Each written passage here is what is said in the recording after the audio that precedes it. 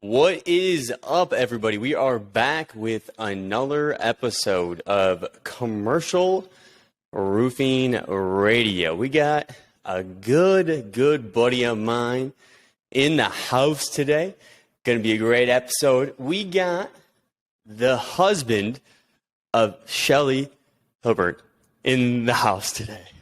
Shout out to my Oklahoma mama. What's going on? Hope you're doing good. No, for real though. We got my dude Kerry Hilbert in the building today. Awesome dude, right? Got a chance to really know him through working together. He's a true entrepreneur, salesperson at heart. He is a talker, man. This guy is a charmer. That might be why he's so good at sales. But he actually is the founder of Doughboys Pizza, and that's been in business since 1990. Still in business. His son is kind of running the day-to-day now at this point. He has actually taken over as the commercial sales manager at A-Best Roofing out in Oklahoma, one of the most reputable, largest companies out in Oklahoma. Great reputation, great organization, great culture. But most importantly, he is a big Oklahoma Sooners fan, man. So I'm sure we'll talk a little bit about that, man. But Kerry, what's up, dude? How we doing? Wonderful, Nick. Yeah? Wonderful. You living the dream out there today, my friend? What's going on? Living the dream, man. Perfect weather. I woke up this morning. It was 68 degrees. Yeah. Man, I feel like I live in Colorado or something today. Mm-hmm. It's awesome. Great. It's great out here, man. So me and Pendy, my business partner, we got to come out to Oklahoma and go to a Sooners game with you. I mean, I think one of my favorite parts was one of the traditions that they have there, where if the other team makes a field goal or an extra point and you catch it in the stands, right? You continue to throw it behind you until you throw it outside of the stadium. So I got to catch that kickoff or the extra point and chuck it back. Pretty cool tradition. Oh, yeah, man. They don't get the ball back. They score on our boys, man. We can't let them have the ball back. They got to go get another one. So what are you thinking for this season? Is it looking pretty promising? What's kind of the predictions, man? If you look nationally with people that don't know what's going on there, they will tell you that we'll be lucky if we win 9 ball games. I think the under-over on games won at Vegas right now for Oklahoma is 9. And, I can't give my money and bet on my team because that hurts them every time. So I'm not going to do that. But I'm just saying, and I'm not a guy that you want to just take it to the bank. But if I were a betting man, I'd say over on 9. Hit the over. You heard it here first, folks. Kerry Hilbert saying hit the over, hit it hard, go big, folks, all right? Win or lose, remember Kerry Hilbert, all right? He told you so. Easy. Yeah, don't get paid for none of that now. He told you so, right? Oh, man, dude, that's too good. What about, so, one last thing on Oklahoma before we kind of dive into things. So what do you think of Baker Mayfield? I know you said he's your favorite player that's ever been out of Oklahoma. What do you think there? With him going to the Panthers, you think he's going to, revitalize his career? I believe so. I think that if he's not, if the surgery was successful, I think that he'll light it up over there. I know they're in a competition for that starting QB there, and I think he'll win that. And I think he's going to kick the dog Dewey out of the Browns. Pardon all the puns. Is that another bet right there? Are we throwing the rest of our cash then on that the Panthers beat the Browns in Week 1? Well, let's see where the money's at first. Yeah, true. See where the line's at. I don't know where the money's at. I haven't looked at that one. Yeah, all right. But I would say if Baker is the QB, and there's so many things. I don't even know if he's got a line. If he's got a good line there, then he's going to be successful. Right. If he has time to throw, he will throw and he will complete, and he's a winner. So, I'm rooting for him, man. I'm rooting for him. So hopefully he gets a starting job and has a good career out in Carolina. But, you know, speaking of careers, brother. Fire. What's up? I love his fire. He's all about winning and doing whatever it takes to win. And that's kind of my thing too. Yeah, I mean, let's expand on that, right? Entrepreneurship. I mean, Yep. you really do like a guy like Baker Mayfield because of the passion that he brings to the game, for sure. Yeah. I mean, if you really boil it all down, I mean, he is my kind of player because what's he do? He's a three-star athlete. Basically lives in Austin. University of Texas gives him no cred. They don't even recruit him, and he goes to Texas Tech and loses his starting position there and walks on at Oklahoma. Wow. After he started at Texas Tech, and then walks on at Oklahoma, and then ends up winning the Heisman Trophy and ended up being the number one drafted player in the draft. I mean, talk about a story, man. That guy's got one right there. I mean, what do you think, though, for entrepreneurs out there? What can they kind of take away from that? Because, you look at a guy like Baker that was, 3-star and then all ends up going number one overall in the NFL draft. You got to think entrepreneurs can definitely relate to that, right? Of course, they have that passion, but at the same time, a lot of entrepreneurs are a bunch of failures, right? Like they get fired from a job, they couldn't find something they like, and they end up starting their own thing, right? And then hopefully kind of figure out, what they were meant to do and become successful at it. Don't you think? Well, that's just it. I mean, you find out what your passion is, and you got to put everything into it, and you got to go all in. I mean, just like Baker did, he went all in. I mean, he didn't just fall out of Texas Tech and then go to Southwestern State University. That's Division II. I mean, he went all the way to a better school than where he was at. Right. So how did you get into the pizza business then? What happened here? So 1990, you start out. Kind of tell us a little bit about that story. Was that your first entrepreneurial journey? Was the Doughboys Pizza? Oh, heck no. No? Are you kidding me? I started when I was 15 years old, man. I got in the hay hauling business. You had a hay hauling business. That was your first biz? I was my first business. I didn't even have a license to drive, and I bought trucks and by the time I was 16, I had 3 2-ton trucks, flatbeds with pop-up hay loaders, and I was hauling square bales back when that was the thing, back in the 80s, early 80s. I basically ended up the first year with just enough to give us some running around money, and then the next year I blew it up and bought 2 more trucks and hired my brother to help run a crew, and then another buddy of mine had him running a crew. So, it started early, man. I knew what my thing would always be.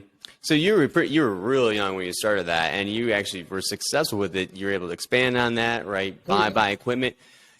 How were you able to accomplish that? I feel like a lot of people at that age aren't able to really think that way. What was your thought process there? What were some of the learning lessons? It was tough at first. I didn't come with parents that could just write me a check for equipment. Started out borrowing a truck and a trailer, and then doing it the hard way, and built up some cash, and then bought a truck. And then by the time I was 16, I had to have my mom co-sign, but then I went to a banker and said, hey, here's what I want to do. I need these trucks. Guy made me a $4,000 loan and bought one truck, and then from the cash that I developed from that, then bought another truck, and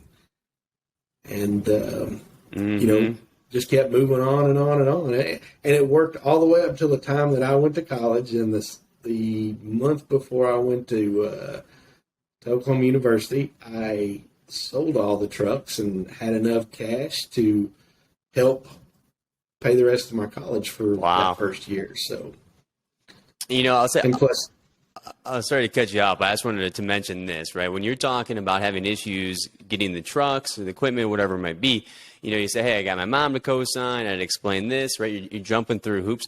That's what it's all about, So Oh, yeah. if you're willing to jump through those hoops and you just keep showing up every single day, right?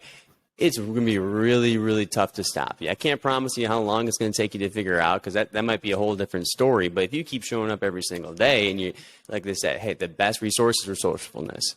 If you're able to be resourceful, right, and always be solution oriented, you're gonna find out an answer. I mean, look what he was able to accomplish at such a young age. So why did you decide to?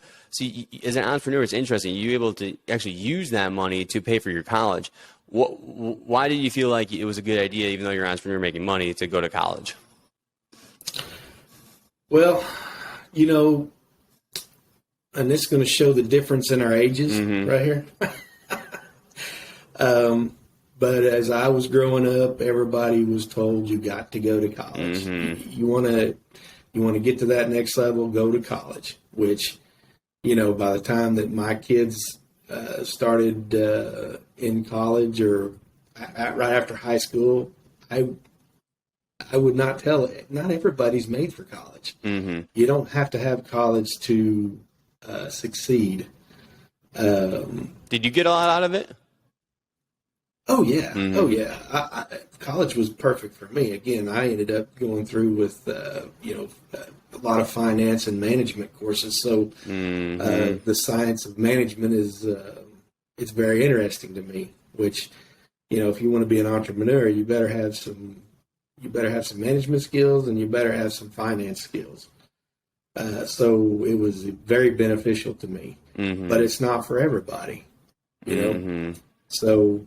And I had no idea what I wanted to be when I went to college. I had no desire to be self-employed. My whole thing was I was going to go to work for a Fortune 500 company and retire there and live happily ever after. Who thinks about being an entrepreneur at 18, 19, 20?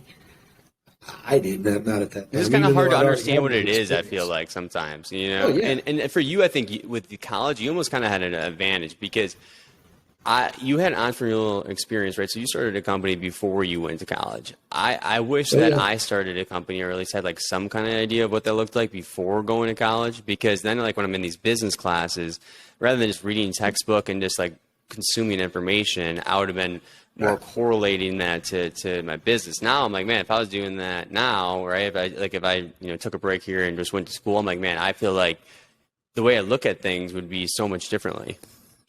Your perception would be greatly changed for sure. Which, that's the whole thing about entrepreneurial anyway. I mean, if you are an entrepreneur spirit, then you're going to look at things a lot different than everybody else. Right. 100%.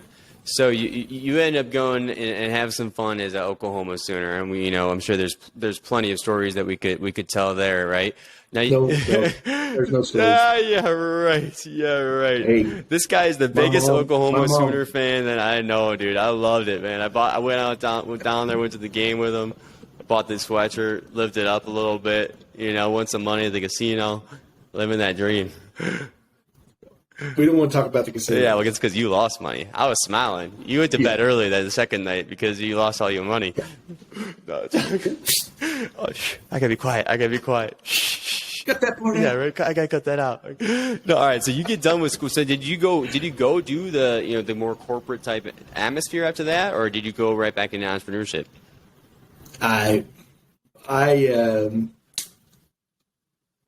The truth of the matter, I was went to work at UPS and worked there for about 3 years, and then was about to get into their management there, and then it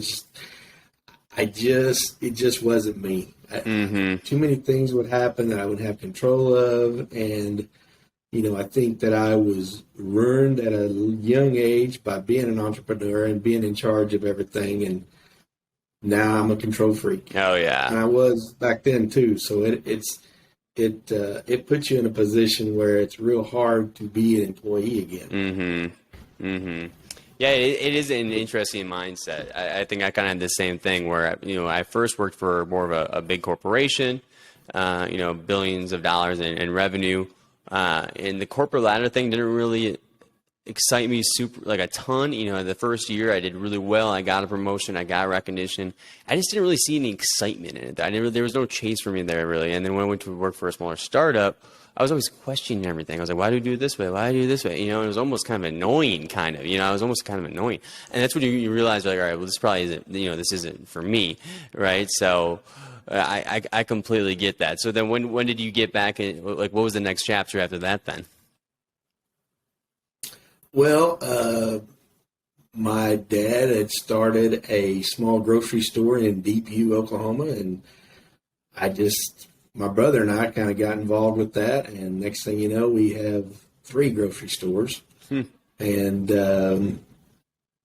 had one in Davenport, Oklahoma, and it was a small town, just about like Deepview, and I, thought pizza would go there if we could figure out a way to do that. So with the grocery store, I added pizza to it. I had to talk another company into coming in there because they didn't want to come to a small town because of the equipment costs to go into a small town. I had to do such a volume that they didn't want to go into anything with less than 3,000 or 4,000 people, which was the norm back then. That's what people were looking for, and so I finally talked a guy into doing that, and then I started working.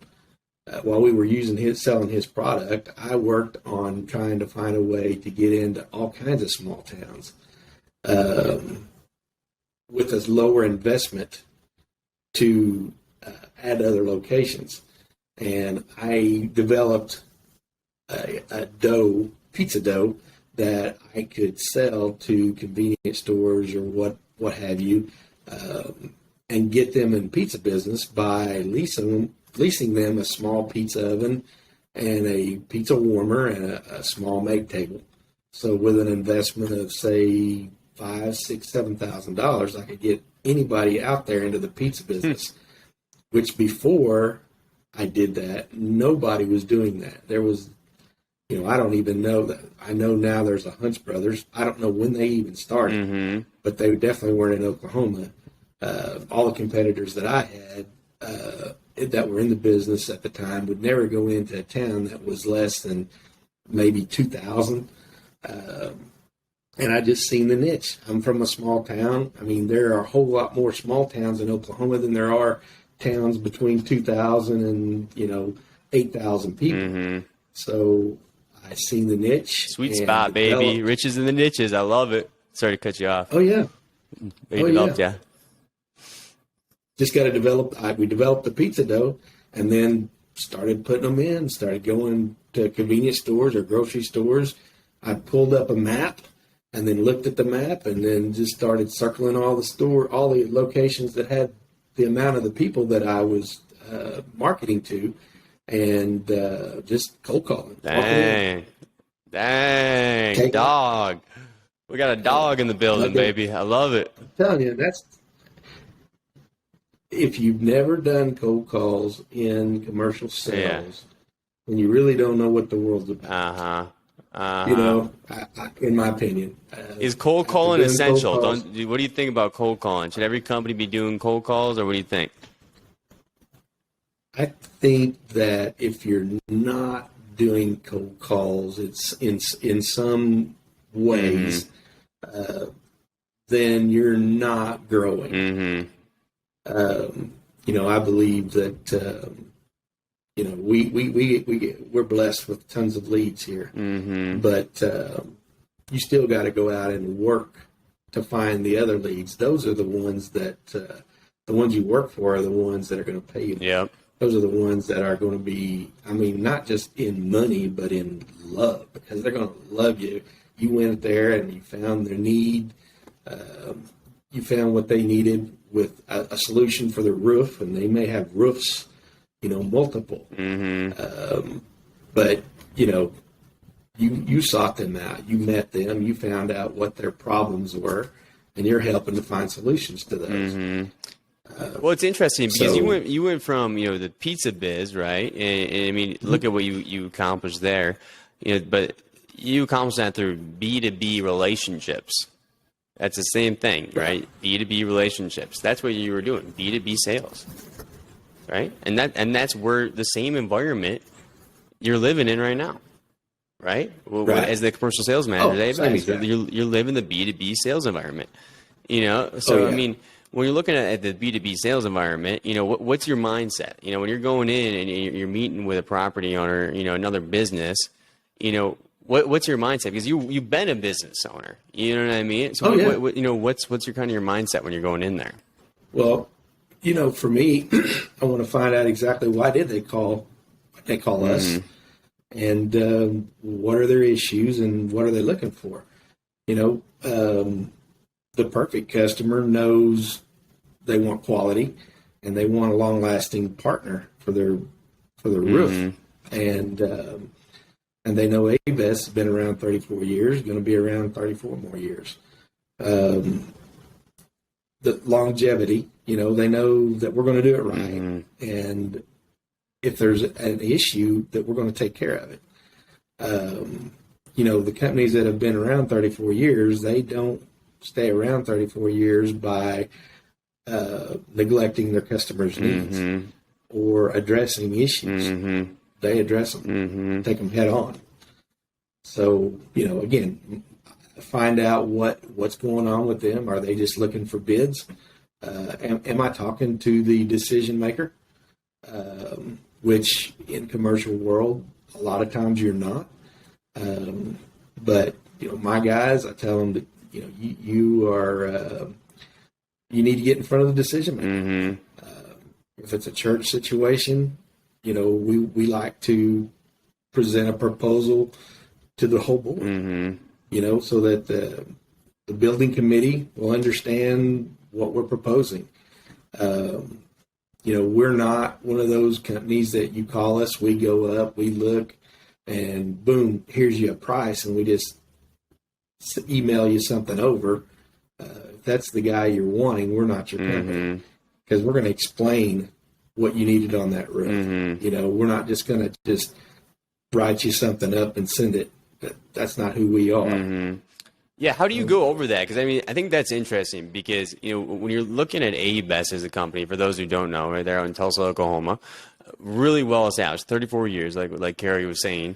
So they have a really strong brand presence. It seems like whoever you talk to in the area knows who ABES Roofing is, you know, including other contractors that are out in Oklahoma. Like everybody seems to know who ABES is. So he has a really strong brand presence, right? But you got to think too, you know, these really solid organizations, right? They invest a lot of money to get there, right? So they're more of a premium brand where it's a higher price point. Now, if I'm in the commercial sales world, I know it's an interesting time right now, but I would still want to be known as the premium brand name for sure that, hey, I pay more because I know what I'm going to get.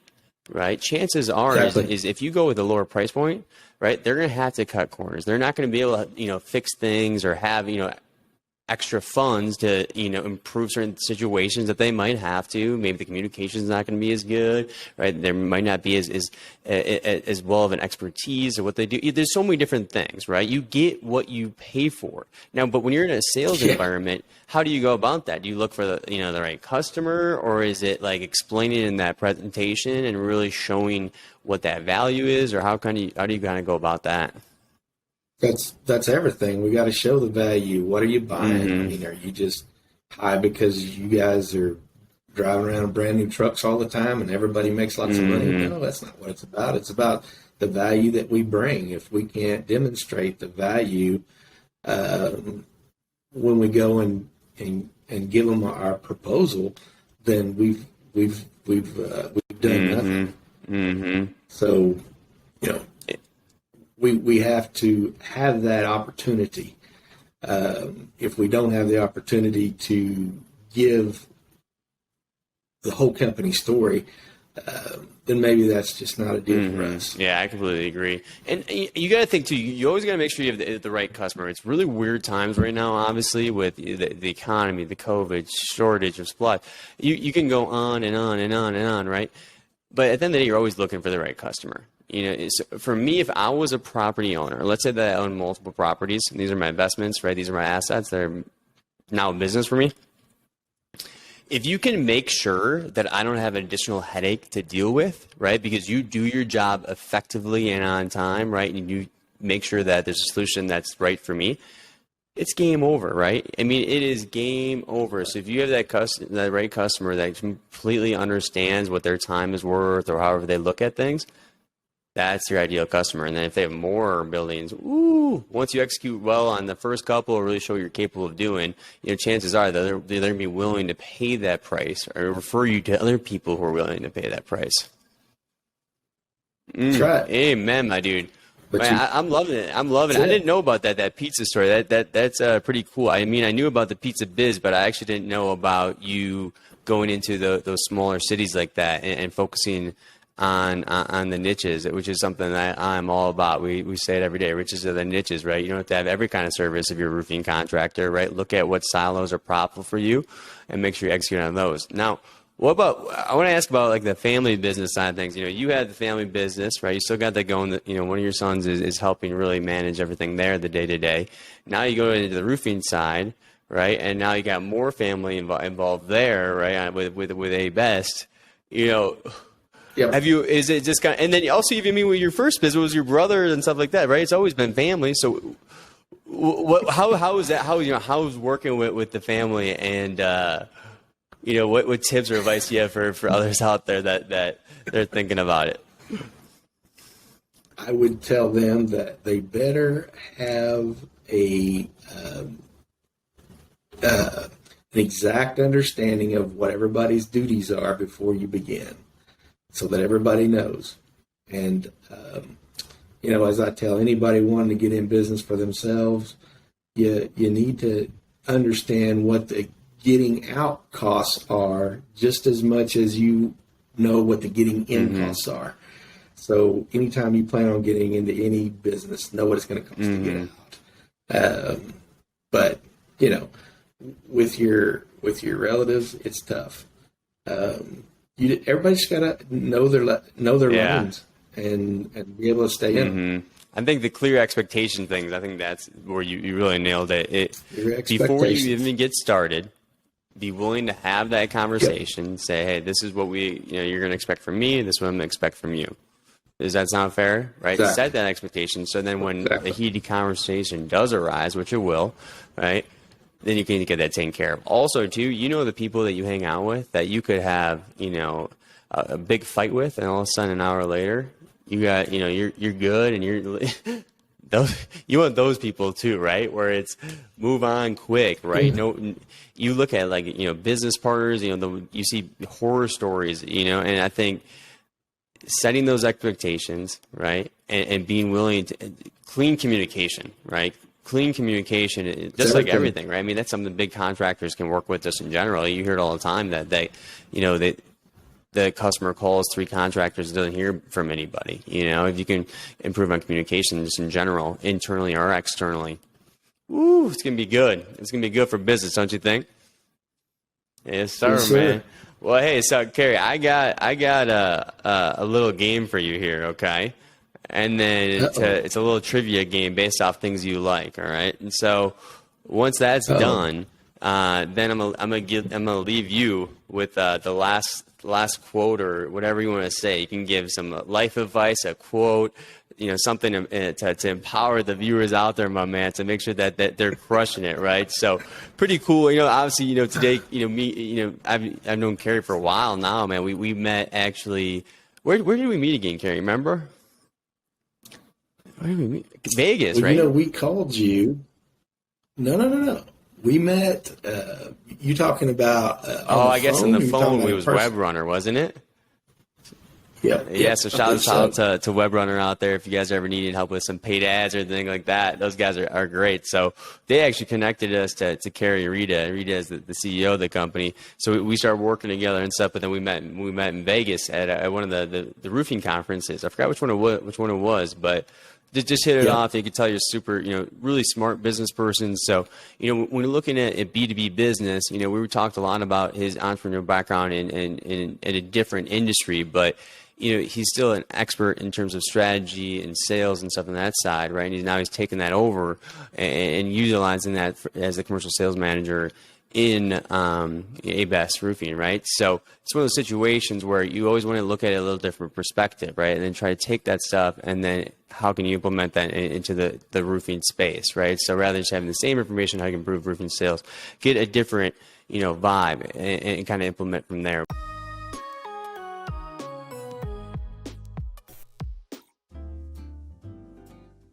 Oh, hey there. You come here often? I feel like I see you every Wednesday, and you definitely caught my eye. I'll tell you one thing, you know how to stand out from a crowd. You already got a lot of great things going for you. I mean, I see your company, I see what you got going on. I want to be part of it. How about I give you my number and you send me a text? 720-796-4935. Hey, yeah, it's Nick, right? Peakleads.io. I think we can help you generate some commercial roofing leads. Looking forward to chatting. Talk soon.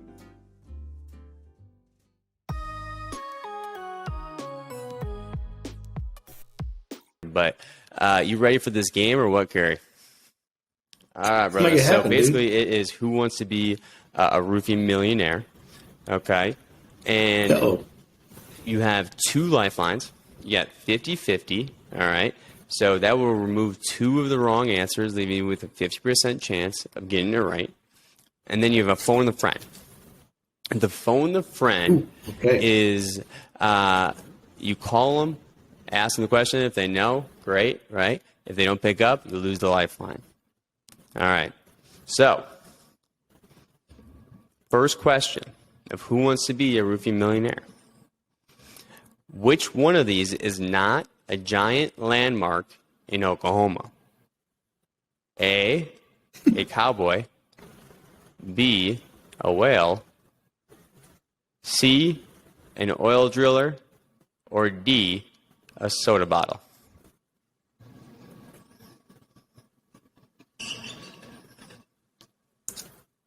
Cowboy. He's off to a hot start, folks. We're off and running. Oh, yeah. 1 for 1. Because I know where all those other My man, are. he's off to a hot start. All right, we got number 2. As an official doughboy, you're a pizza expert. All right, the founder of which pizza shop is now richer than Oprah? She has a net worth of $4 billion, by the way. Is it A, Domino's, B, Pizza Hut, C, Little Caesars, or D, Papa Murphy's?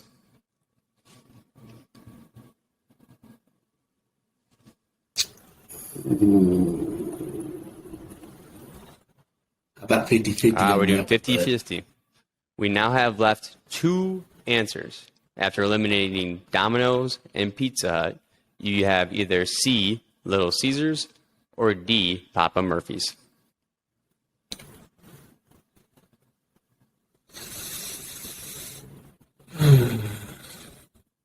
See, the bad thing is when you talk about Papa Murphy's, that's not real pizza because they make it and you take it home and bake it. That's so true. That's true. Yeah. So maybe you should just pick the other answer then. But what do you think? I don't know. Life's tough, man. Decisions, bro. You know what I mean? Okay, I will say. Let's just say the people that own Murphy's. You're saying Papa Murphy's. Final answer? Papa Murphy's. Man, you said that shit wasn't even pizza, bro. You still went with it, man. It's C, Little Caesars, bro. Little Caesars, man. The Little Caesar pizzas. Well, okay. Okay. Who owns I have it no then? idea. I don't make up trivia questions. Come on. Give me a break, man. Come on.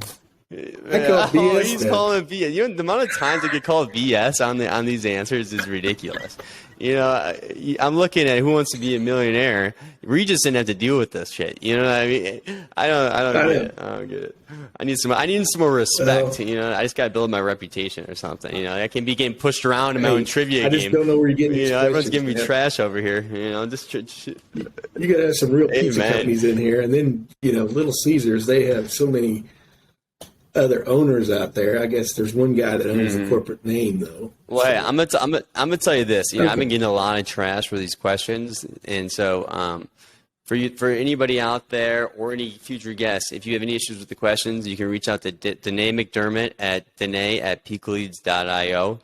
She makes the questions, so give her all the hate mail, not me, please. Okay.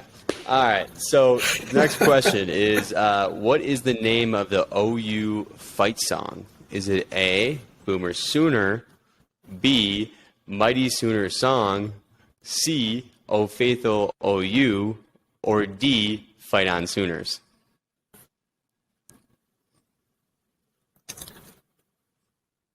Now you're saying the fight song? You don't know this one? You don't know this What's one? that? Well, I don't know what they call it, but the name of it is. You don't know the fight song of OU? I just said you're the biggest OU fan out there, and you don't know the name of the fight song? I brought a fraud on, guys. I brought on a fraud. The dude can sell, but he's a fraud. No, I'm joking. Phone a friend. Who we calling? You got to put him on speaker. Who are you calling? Yeah, you got to call if you're going to do it. Yeah, you got to pick someone to call. Golly. Well, the problem is the people that I can call right now, they're at work, man. You got one call, and that's all. Golly. Hey, but normally in that show, they already have it set up, so the guy's expecting a call. No, that's not how it works. No. So, nope. Man, who's going to pick up in case of emergency for Kerry at this one? That's the question. Kendall Keeter. We will call Kendall Keeter. Put him on speaker. Put him on speaker here. Hey, Gary. Kendall Keeter. What are you doing, man? Hey, dude. Taking off right in the middle of the day like this. I know. Well, hey, I gotta let you know, man. We are on the air with a friend of mine. I am in having a little contest here. And the contest is, I had to phone a friend, and you're the guy. So, man, I got to have you answer a question for me. Okay. Now, can you hear? Hey, what's going on? How we doing? Can you hear me? Okay. All right, perfect. So the question is what is the name of the OU fight song? So we have. What's the name of yes, the sir. fight song? He's going to give you some options here. We got A, Boomer Sooner, B, Mighty Sooner Song, C, O Faithful OU, or D, Fight On Sooners. I'm going to go with A, Boomer Sooner. You're going to lock that in, Kerry? I concur. And that is correct, folks. Let's go. Oh, hey, Boomer Sooner. Nice. Did you say incorrect? No, it's correct. Oh, correct. Okay. Well, the thing is, I thought maybe this might be a trick question because there's the alma mater. Exactly. But then there was a fight song previous to Boomer Sooner, and I can't remember what it's called, but they play that. Like they play Boomer Sooner in a touchdown, and then they play the other one after. Ah. And I'm sure that was like. Gotcha. Yeah. Gotcha. All right. Hey, man, I'll holler at you later, Kendall. Appreciate you, man. You helped me out here, man. What a use of a lifeline. I'm impressed. I'll give you that. You're very strategic. Most people don't even use the lifelines. And, it's just like you got to use them. I love it. So great work there. You're 2 for 3. We got a next one here. We got an Oklahoma City.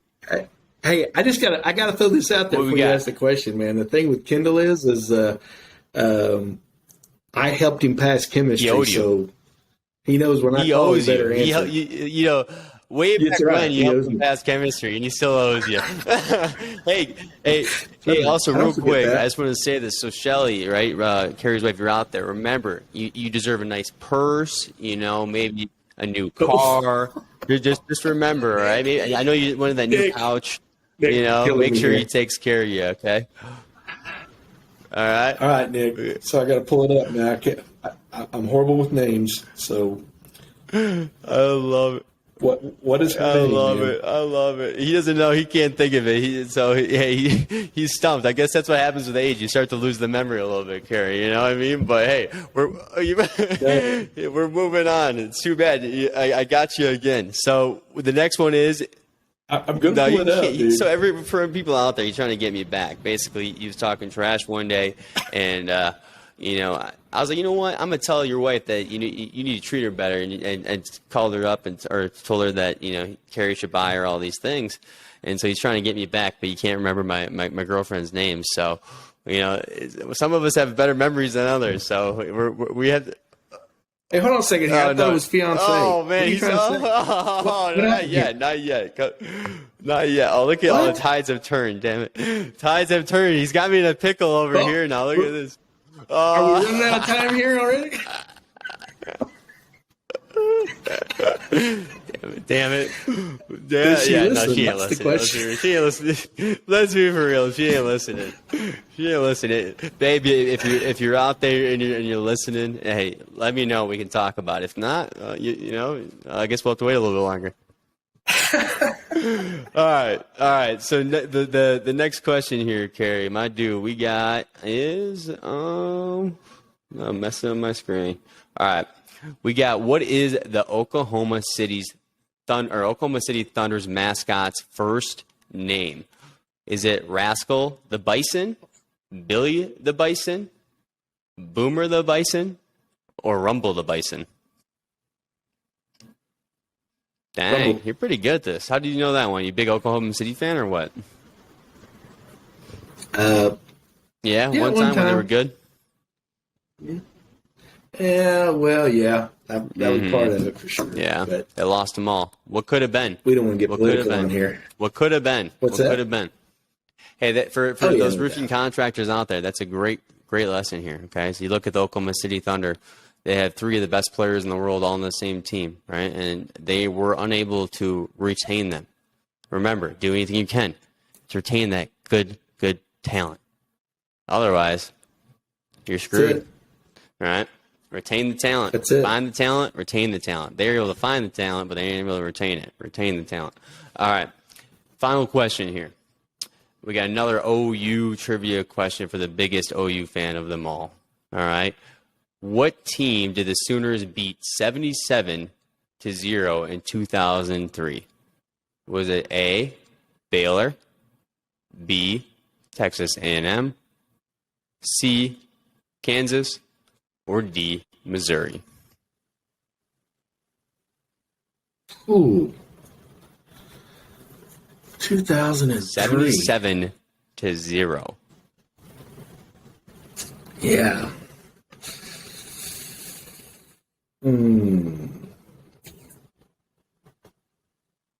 Go with Kansas. He's going with Kansas. That's incorrect. It is B, Texas A&M. That's a whooping on a Texas A&M, eh? I should have known that too, because we're about to join the SEC and put some more 77-0 butt kickings on them boys. Well, my dude, it's been a pleasure. And now this is your time to shine here. All right, you can tell the viewers whatever you want. You can inspire them. You can really do whatever the heck you want, Kerry Hilbert. Take it over from here. This is your show now. I would tell everybody out there to always tell the truth. Good, bad, or indifferent. Whatever the truth is, that's what you need to tell. Life is so much easier if you don't have to remember something that is not the truth. So, tell the truth. Keep it simple, guys. Tell the truth. Keep it simple. Don't create your own problems. Tell the truth. Yeah. Create your own Well, product. hey, Kerry, it's been an absolute pleasure, man. I really appreciate you hanging out. Yep. Take care, Nick.